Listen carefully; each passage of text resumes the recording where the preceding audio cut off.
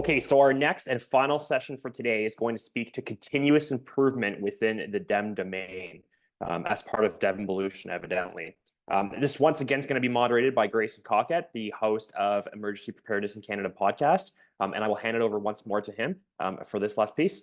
Perfect. Well, welcome back or welcome to this particular topic, which is the topic of continuous improvement in emergency management. How do we use the information we have? How do we generate new information? And how do we learn from the past? I'd like to welcome back some of our panelists from the previous discussion. Chief Ken McMullen, who works for Red Deer Emergency Services and is also the president of the Canadian Association of Fire Chiefs. Tim Kenny, who is the VP Programs and Field Operations for Team Rubicon Canada. Janelle Coates, President, Search and Rescue Volunteer Association of Canada. Paul French, the Humanitarian Workforce Program Director for Search and Rescue Volunteer Association of Canada. And new to this panel, Jody Mantenzi, the Northern Alberta Institute of Technology Disaster Emergency Management Coordinator, educational lead there, and the Canadian Risk and Hazards Network president. Scott Cameron is also joining us, who is the founder and president of Emergency Management Logistics Canada, and I'm sure was just gnashing his teeth wanting to get into the discussion on the last roundtable. So this one is all about continuous improvement, the way that data and information is generated, collected, analyzed, distributed, and used, guiding real-time and future decision-making. And it's part of what defines our profession and our organization's ability to grow and improve. So it's an important topic. And this is often a challenge in emergency management. You know, real-time information is often tricky to obtain, hard to validate, and very hard to disseminate properly. Hazard information spans from just kind of opinion-based to way too technical to analyze without a PhD. And then the information we gather post-incident to inform future efforts is sometimes low quality, hard to obtain, and has a bad habit of remaining tucked away on the shelf instead of getting in front of decision makers, so much so that it's now quite common to hear the phrase lessons identified instead of lessons learned. So I think we could probably start off the topic and the conversation here with the question of real-time and hazard information use during preparedness and response activities, and then merge into the very popular topic of after-action reports and continuous improvement. Same rules apply as last time. If you have something to say, please raise your hand, and I'll kind of pass around based on who raised their hand first. And perhaps we could start with using information in real time during responses as kind of an easy place to start. And Ken, maybe you want to take it away on that one. Well, good afternoon. Nice to see everybody again. Scott, great to see you. And I know we were texting, you were messaging me, and I just couldn't figure out a way to say hello back, but it is nice to see you. First and foremost, I think that organizations have to use data, and we have to use useful, accurate data. From a political stance, as I go and stand in front of government, from an advocacy perspective, the data takes the politics out of it, or at least theoretically it should at the end of the day. And so very simply, the Canadian Association of Fire Chiefs, we have been using data. For the last 4 years, we have been issuing the Great Canadian Fire Census to 3,200 fire departments across this country, which tells us a whole host of things. It talks us about the risks of that our communities are facing. It talks about the economic impacts of being faced by our municipalities. It talks about the recruitment and retention that we must take into consideration to ensure that our community remains safe. But it does talk about, and very specifically in the world of emergency management, as I said this morning, we don't have to debate it today, but it does prove the fact that over 70% of all fire departments also oversee emergency management in their communities. And that's not often recognized, but it does bring up points of discussion. My last piece of information, as far as the data that was very interesting, there were over 2 million responses to 911 calls in Canada in 2023. Over 50% of all call volumes in fire departments still remain medical. That isn't a shock to anybody. But what was of interest, noted to this particular panel, is we had a 10% increase in all calls related to weather events. Wind, fire, floods, heat domes. And so there is a significant pressure increase to our municipal emergency responders on weather-related events. So we're using data to make sure that we can justify some of our asks at the federal level. Good. I really like that. That's a good place to start, is using past incident data to justify funding and request resources in different places, understand where the needs are. And Chief McMullen bringing in a very pre-alternative facts era thought on presenting data to politicians and decision makers. So thank you for that. Scott, you've got your hand up. Yeah, thanks, Grayson. I'm just going to riff off what Chief has started there in terms of, first of all, what do we mean by data?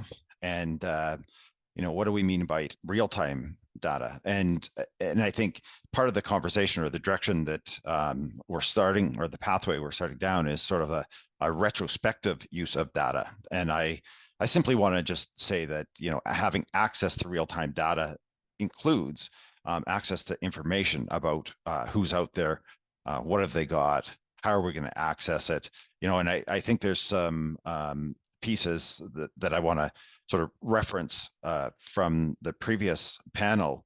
Dr. Mabuji talked about, what do we expect people to do? And there's lots to talk about the private sector.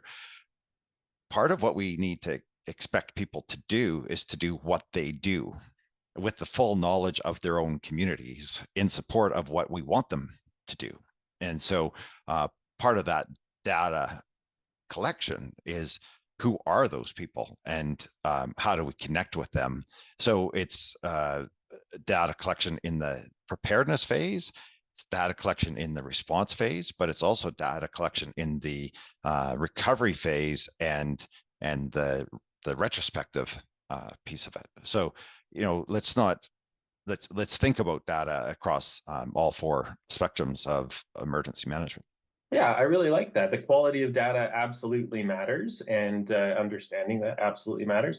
I would also challenge that, is it the truth that information on past events is useful for predicting what might come up in future events? So food for thought on that one. Over to Janelle. Thank you, Grayson.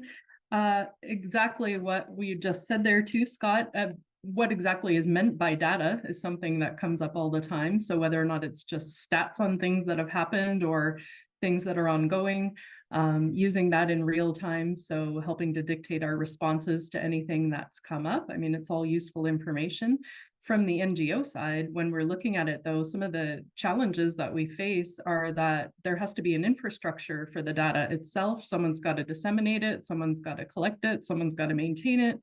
And that all requires funding or money, because there's people out there or resources out there that can be utilized. But from the volunteer perspective, when we are doing everything out of pocket and fundraising just to keep teams afloat sometimes, then we're not necessarily in a position to be able to have these big national integrated systems that would be kind of a starting point for even collecting some of that in the first place. So we want to utilize one way that we've approached that, at least from the NGO side in our case, is to keep an open culture when it comes to the social side. So the storytelling side, having those conversations when we do have a chance to get together, so that we can pull from things that have happened and share what has worked and share best practices. But at the same time, some of it is just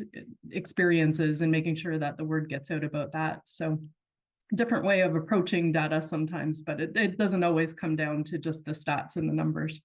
Yeah, what's usable, what's not, and your point to where does that information come from, and whose responsibility is it to make sure that we have usable, valid, correct information to base our decisions on.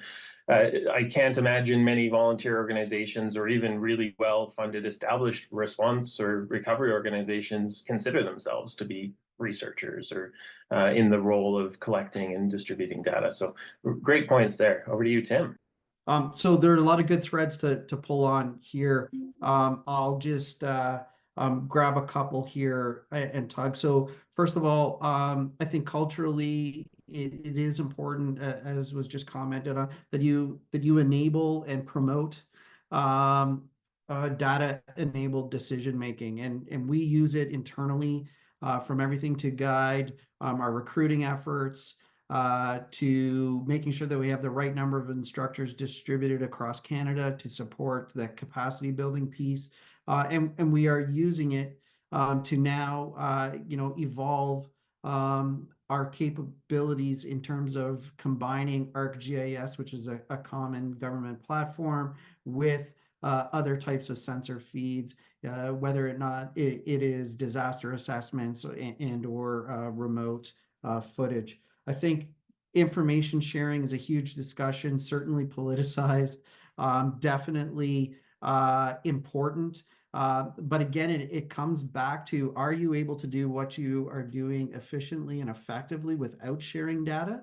And I would argue you probably aren't. There is a role for verification and making sure that there are baseline sort of compatibilities that are built into these systems. And this is where the question around more of our previous panel, but like leadership, coordination, alignment, what is the role of government in this space?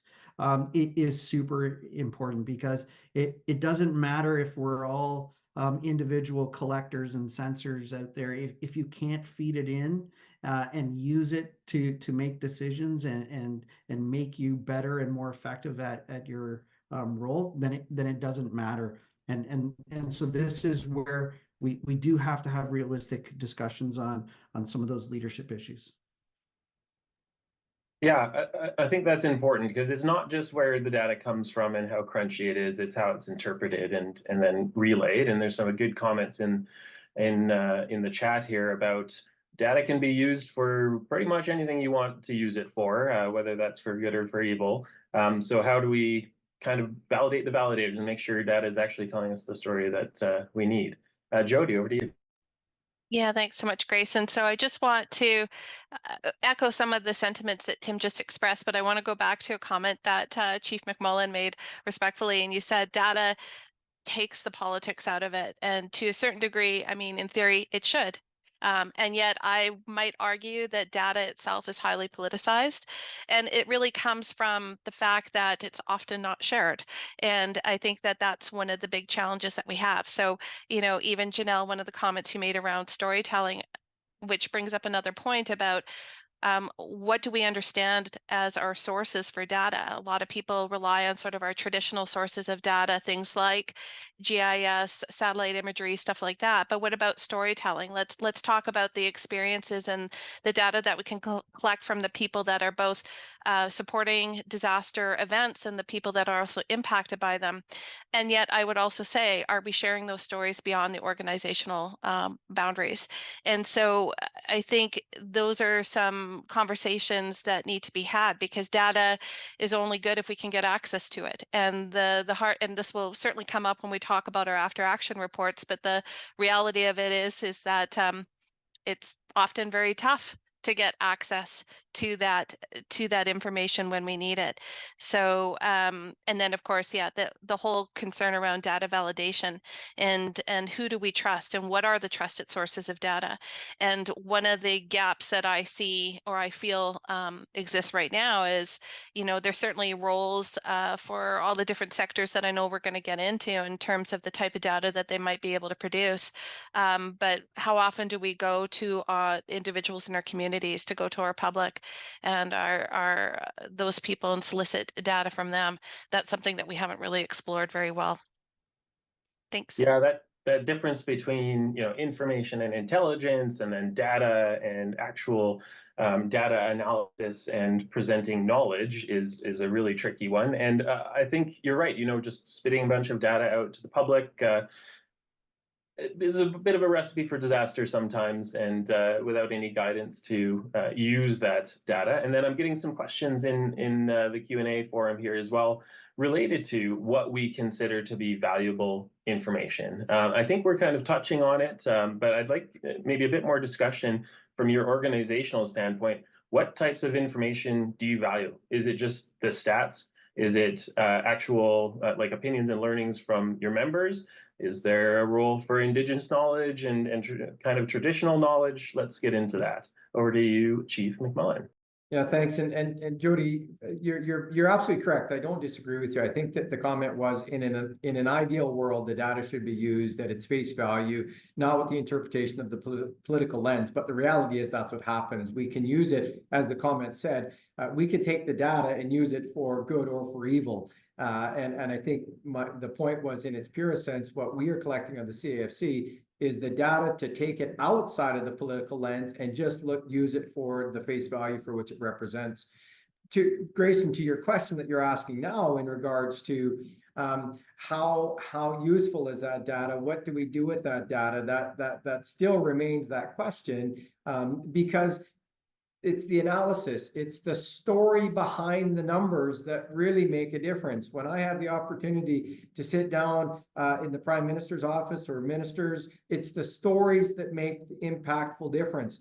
The numbers don't mean much at all. And so unfortunately, we have to take that opportunity of using the data, coupling that with the real life experiences behind the data to really make that go as far as it goes. And you've all heard it. I don't want to say that I coined the phrase, but never let a disaster go to waste. And so take the opportunities to highlight the need for conversations within your communities as a result of an event that occurred within your municipality. I really like that, leveraging the opportunity not just to make changes and show your value as an organization, but the opportunity to learn in real time. We talk about post-incident reports a lot. I think there's some real-time learning that needs to happen as well. Over to you, Scott. Sorry, just pulled a Tim. I mean, the question I wrote down to myself was like 30 seconds ago. And of course, so many things happen in that amount of time. My question came from something that you said, Jody, and it sparked, data for what purpose? Is it data for our own internal purpose to be better at what we do, or is it data for a purpose outside? And it's a both and. It's a both and in terms of qualitative versus quantitative data.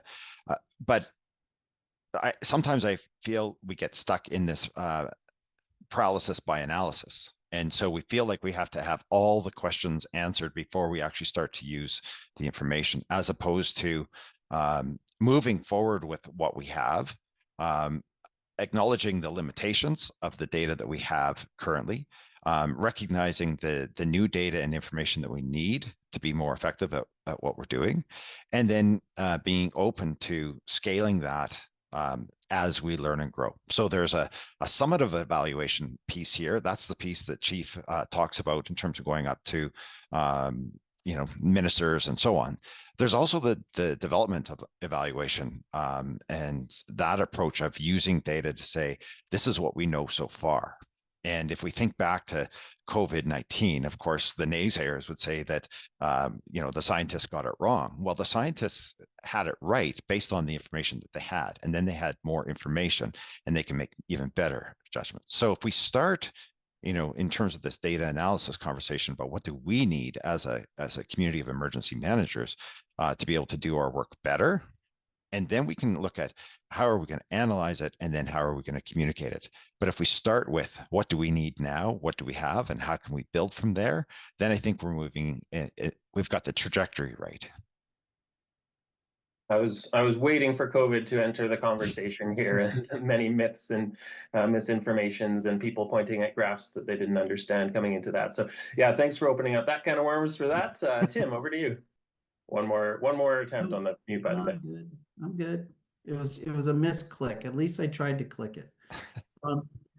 The one thing I want to say is as we are moving, and it comes back to this question about are we using all of the information available to us, including non-traditional information and learnings.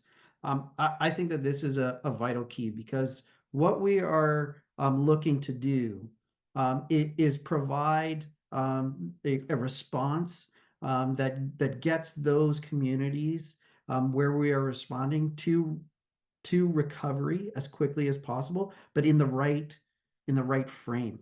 And so I'll come back to my previous learnings that I received in our engagements with some of our Indigenous First Nation, Métis, Inuit partners, is that we also, in being better and listening, can learn that it's not just about people and things, it is also about places. And this speaks to that expanding understanding of what the community needs to bring to the table. And so absolutely, lots of discussion has to happen about, like, technological advances. What are you using your decision, your information to support? What type of decision? Is it internal, external? Is it operational? Is it logistical? These are all different factors. And frankly, not a lot of organizations are built in such a way to properly identify what decisions that they need to be making based on data, and then have the architecture to collect that information in order to turn it into actionable sort of learning. And so it's super complex. I hone in on the chief's comments in terms of you have to also be building stories that resonate, not only with your membership in terms of us as volunteers, but within your organization, to foster learning, to motivate, and then from the political realm as well, to motivate action, maybe in prevention and mitigation.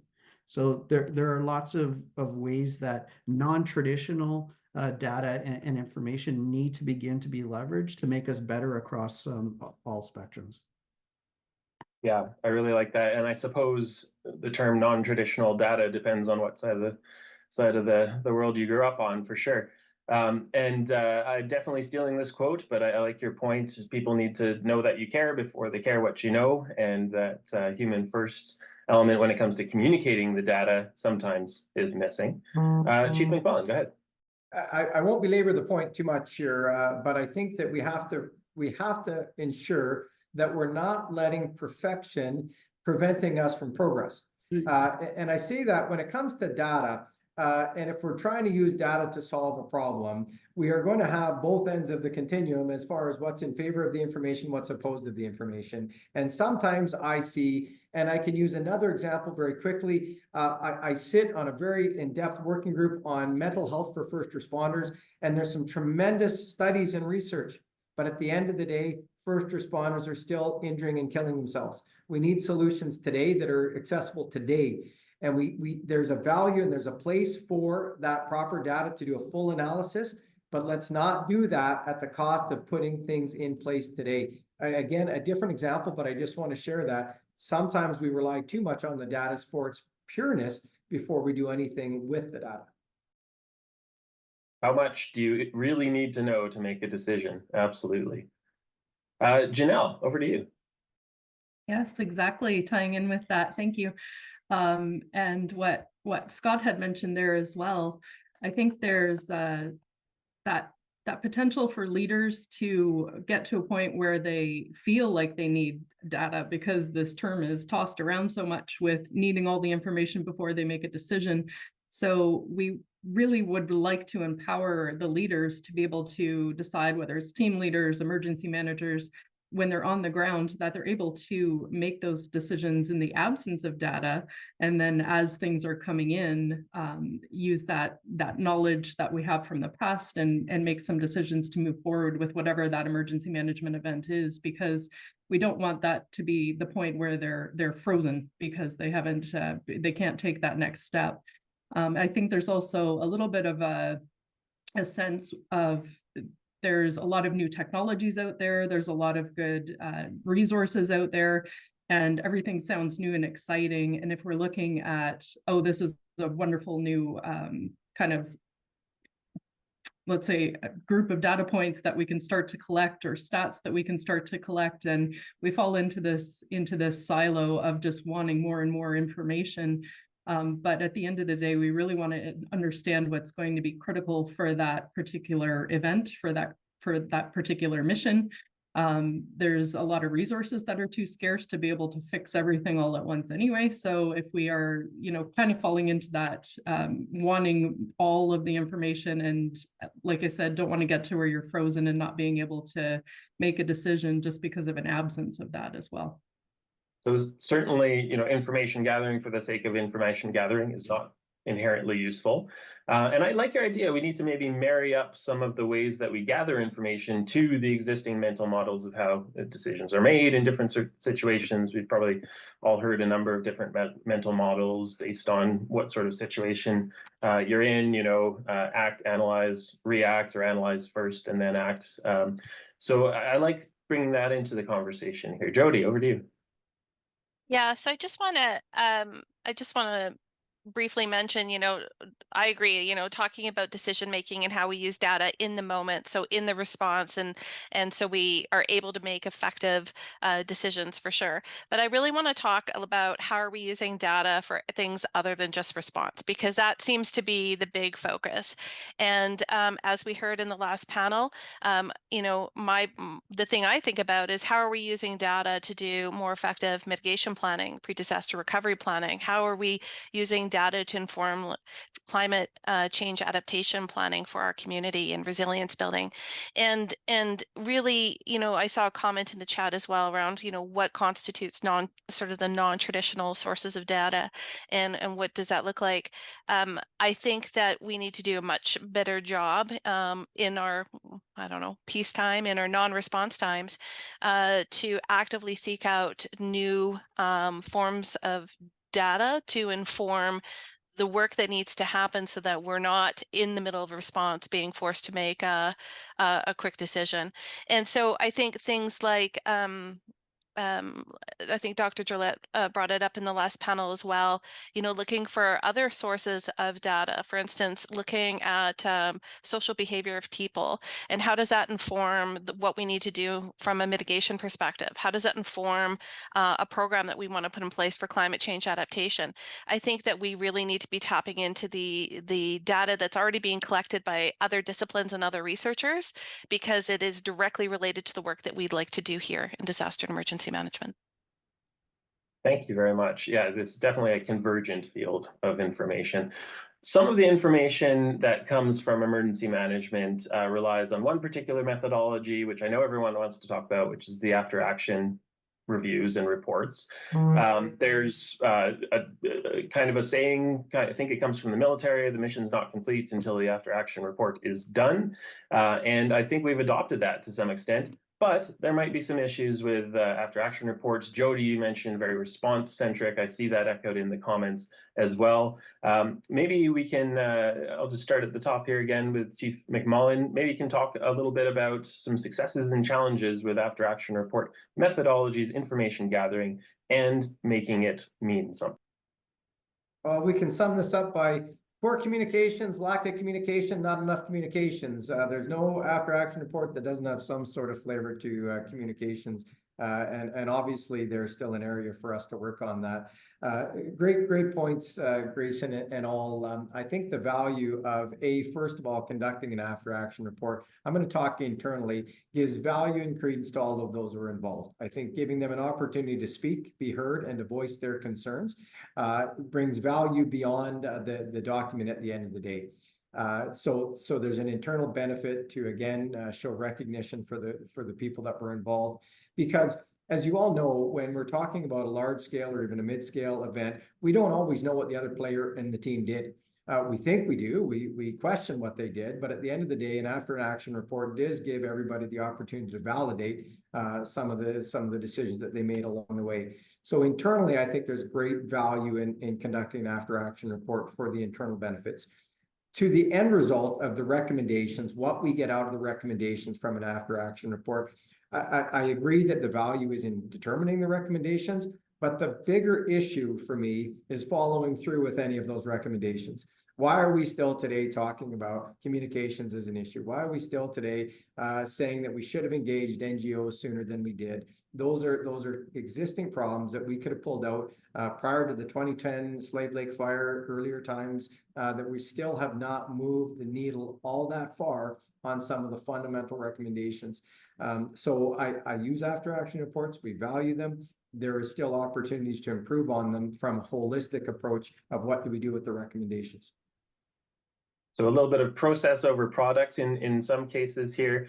And, you know, maybe I made an assumption, and I think we're talking about the same type of after action report here, where you engage your members, you get kind of feedback from boots on the ground, but that doesn't have to be the only way that after action reports are done. And there's some good questions in the chat here about how do we bring academia into after action reports and post-incident learnings, because it doesn't just have to be opinions from people who happen to wander into the site command post. So over to Scott Cameron there. Thanks, Grayson. I just wanted to mention that, you know, Chief mentioned communication is one that's always coming up. But, you know, as we started reading through a series of after action reports, the other thing that continued to come up was logistics, being able to find what you need when you need it. And, you know, having been on the side of sort of the ESS side and having to update a list every year and knowing that it's outdated 15 minutes after it's done and everything else, it was like, you know, how do we think about some of these things differently? And so, you know, let's pick up on the after action.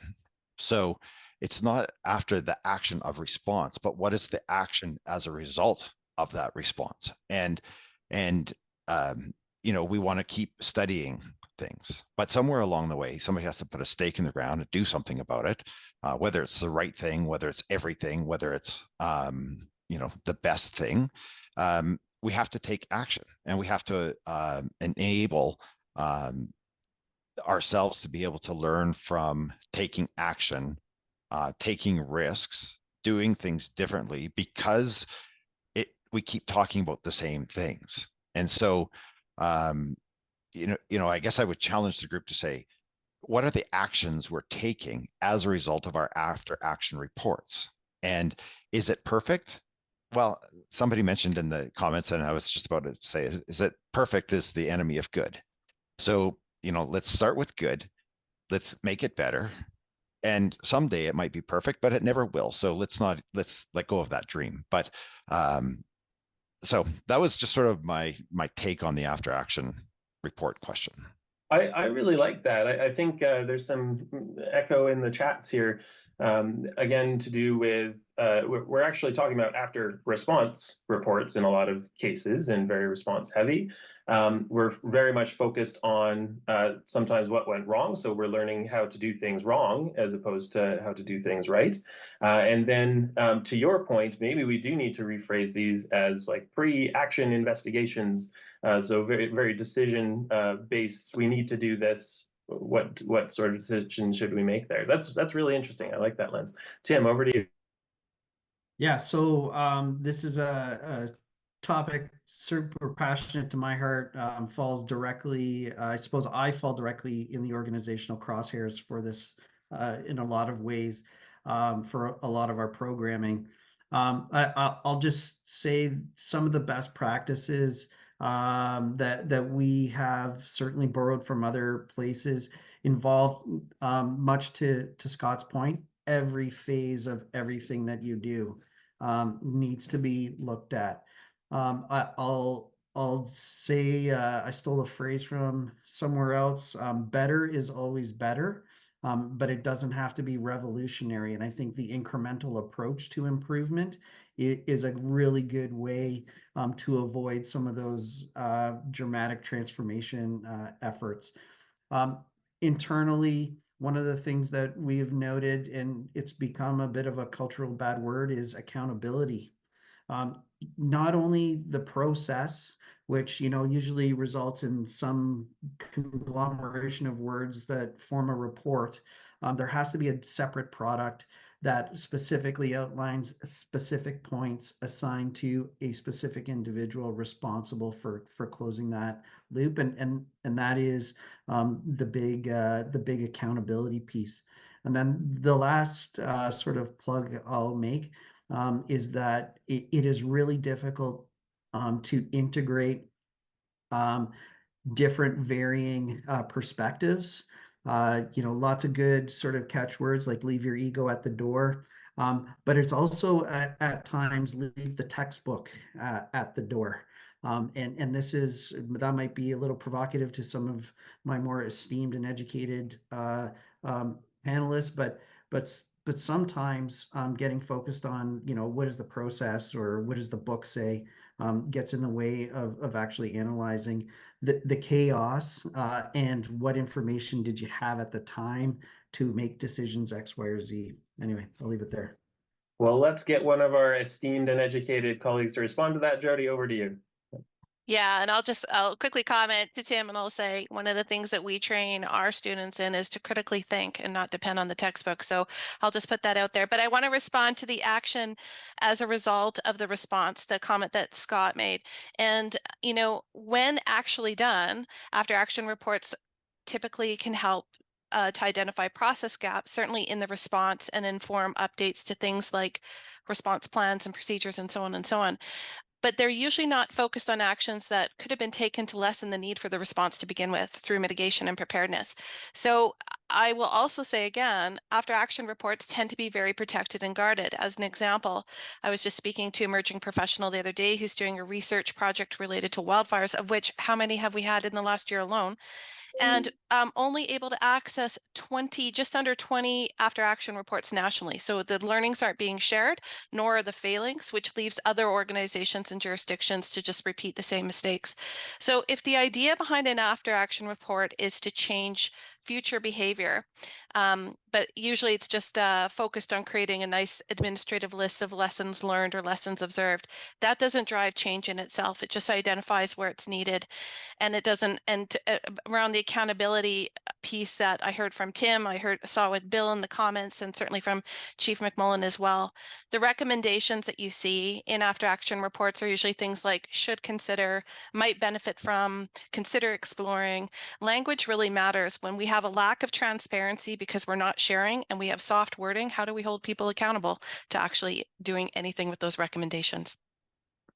Yeah, this kind of rings a bell in terms of change management. The number one reasons why things don't change is because you don't have good sponsorship, or you don't have really high level leadership buy-in. So maybe the first step in your next AAR is to identify where's it going, who's guaranteeing that these recommendations are going to be taken seriously. I really like that. Yeah. Janelle. Yes, thank you, Jody. To that point as well, I can say that AAR usually we're using internally, and hadn't looked at it as something that was, a product that would be out externally. So that's a very good consideration right there. I think you've noted that. For our best practices for using the after action report from the NGO side, is that we do have it reviewed by leadership. We are implementing standard operating procedure changes. We're implementing training changes, but then we're validating all of that through exercises before any future events are happening. So we're looking at what can we do to improve so that our response is better.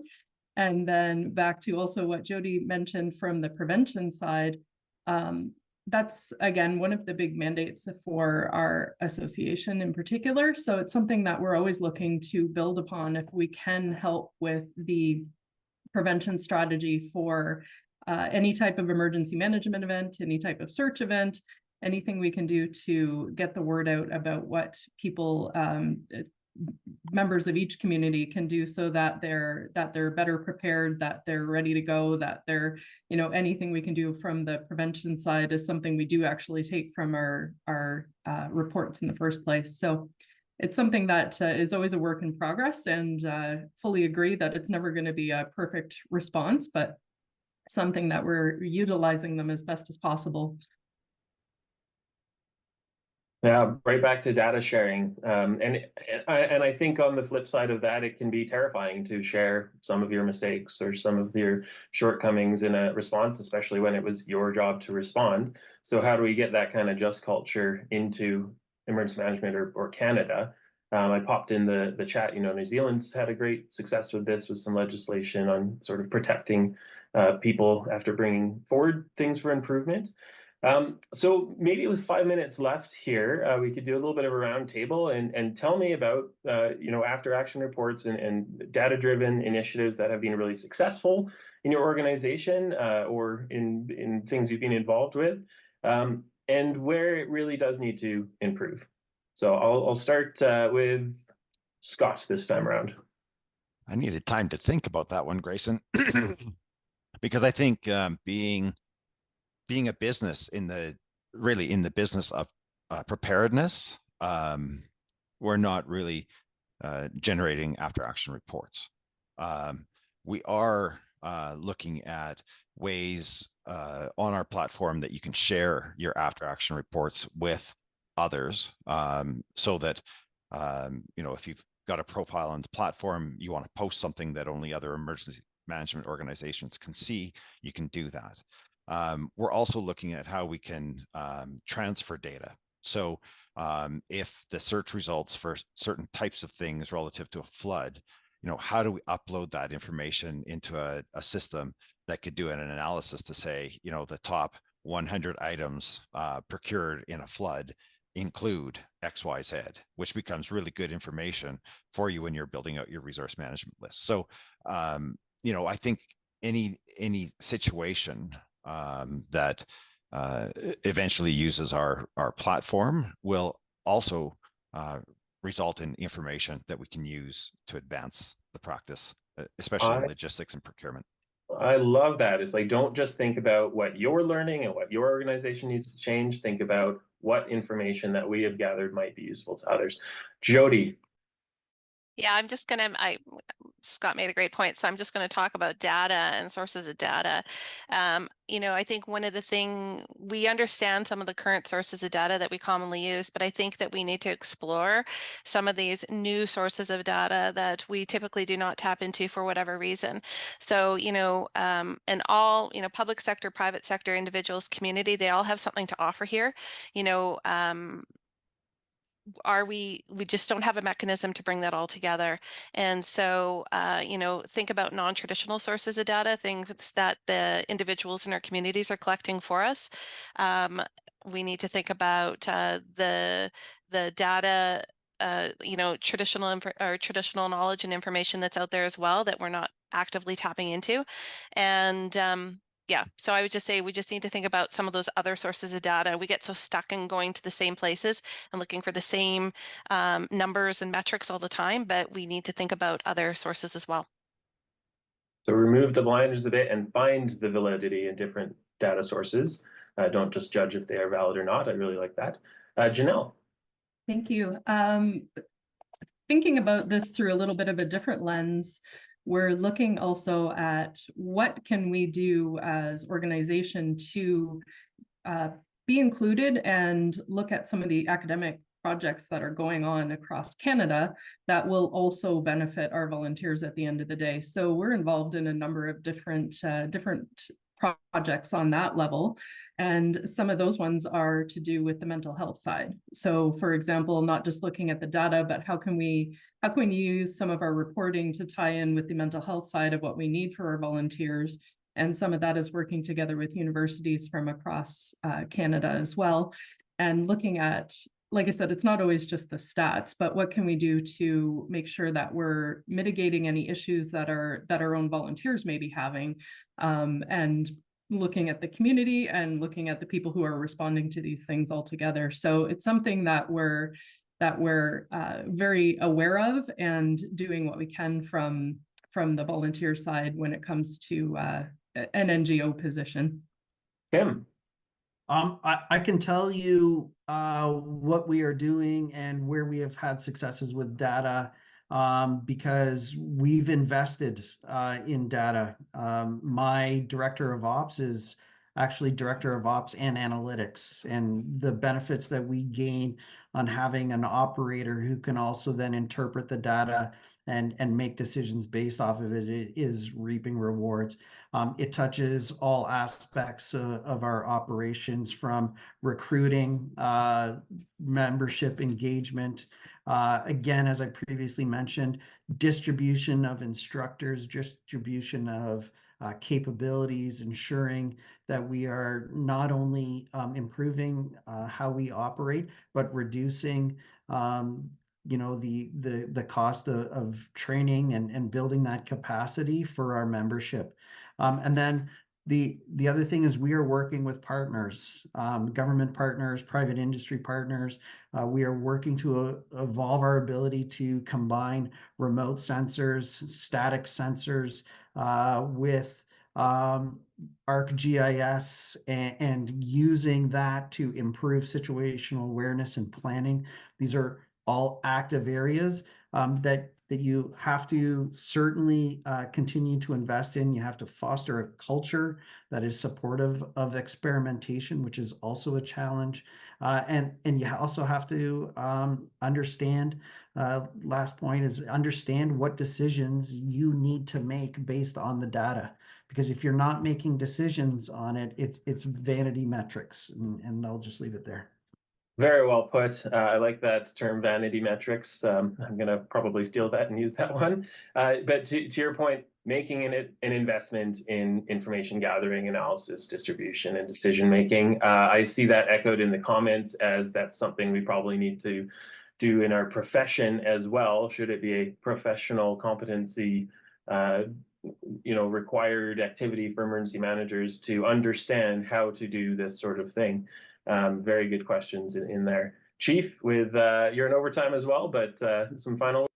No, I think I really echo what everybody else says. I think the challenge is follow through, as Jody said and others. That's the challenge for us, is that we can't just put this on the corner of our desk and say, hey, the event is over. Now let's all carry on back to our normal jobs. The reality is there's still a whole host of work to be done. Introduction of artificial intelligence. I know it's in the data, but that is going to be used. Biometrics, as you said, Tim, we're utilizing that in the fire service, and the information that we're getting back from biometrics is unbelievably useful information. So those are the new types of data that I think we're going to see and benefit from in the coming months and years. Thanks for having me here, to you and the panelists. Thank you, everyone. Really great discussion. Lots of really, really interesting ideas and suggestions. The themes that I picked up on were, what is data anyways? We need to broaden our view of what information is usable to us, seek ways to share information, and really get that leadership buy-in up front so that this can be decision-making information, not just vanity stats. Back to you, Alexander Landry. Thank you so much. Thank you. Okay. So I've got probably 2 to 5 quick minutes here to make some closing remarks, which have been furiously written down while I've been moderating the Q&A. We got up to 54 questions in the Q&A.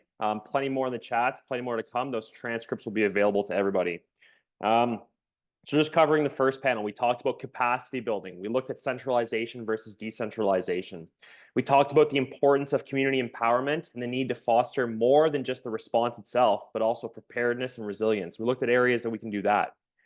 Importantly, we discussed how to get away from the easy button, the Canadian Armed Forces. And I'm personally affected by that myself, considering I'm a military officer and have been on responses before, which is what got me involved in the first place. So I think as we move forward, really, it's clear the circle of stakeholders has to continue to grow. As we move away from traditional government structures, there's a need to engage industry, NGOs, and the communities directly. And you'll see in future events and webinars, we're going to look at doing that, specifically theming them, where we talk about bringing in communities specifically, having them chat, give us their experiences and whatnot. And we continue just fostering that and building that community of interest. Looking at the continuous improvement panel we just had, we talked about how to leverage non-traditional data. It was a great point that was brought up by the panelists and discussed at length.